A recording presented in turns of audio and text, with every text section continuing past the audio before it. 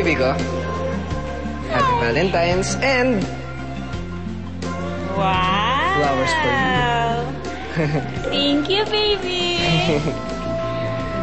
Sorry, wala kasi akong gift sa'yo, eh. May pinag-iipunan ako. Pero alam ko may favorite mo, kaya lang...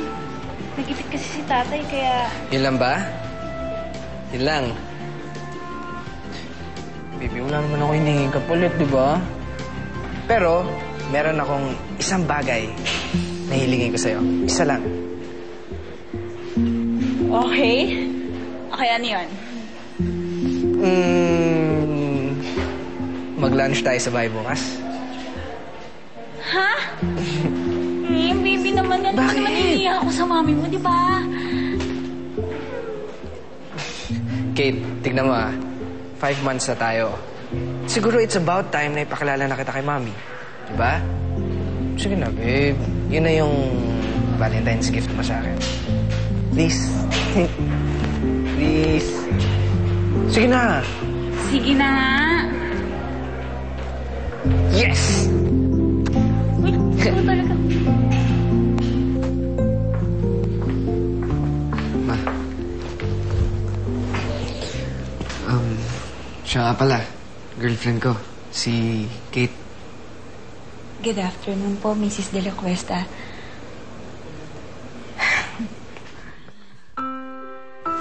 Napaka-formal mo naman, Iha. Saka pwede ba, huwag mo na akong tawagin Mrs. De La Cuesta. Tita na lang. Sige po. Sit down, sit down. Kaya na pa kayo hinihintay eh.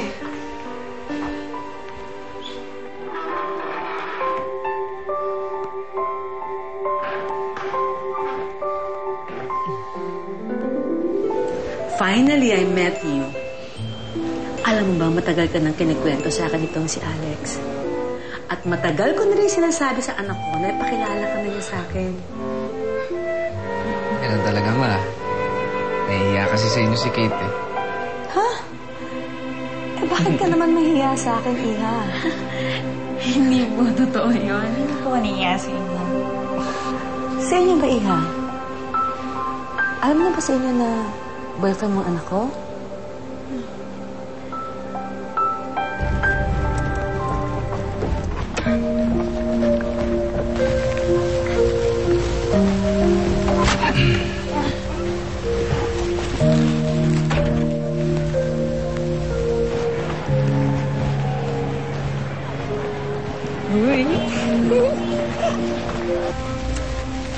Sige po, papasok muna po ako.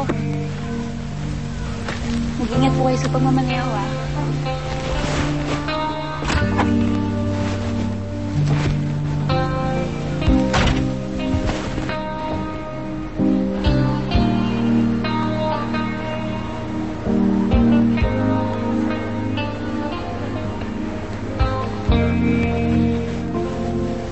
Tay, may sasabihin po sana ako sa inyo, eh. Alam mo, anak, may aaminin din sana ako sa'yo, eh. Nakikita mo ba yung lalaking yun? Na parating naghihintay dyan? Si Alex yun. Boyfriend mo na siya, eh. Medyo matagal na nga kayo, eh.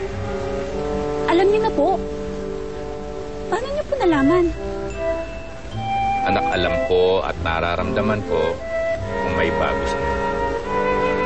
Natural yun, anak kita. Hindi po kayo galit? May masama ba kayong ginagawa? Wala po, O, edi, wala naman pala akong dapat ikagalit, eh. At saka, may tiwala naman ako sa'yo, eh. Mukha naman matino yan si Alex, eh.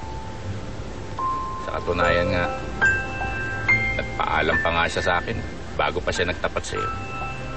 Ginawa niya yun? Ikaw, Tay, ang daya mo, Hindi mo man lang sa akin kinukwento, Ano ka? Ikaw nga itong...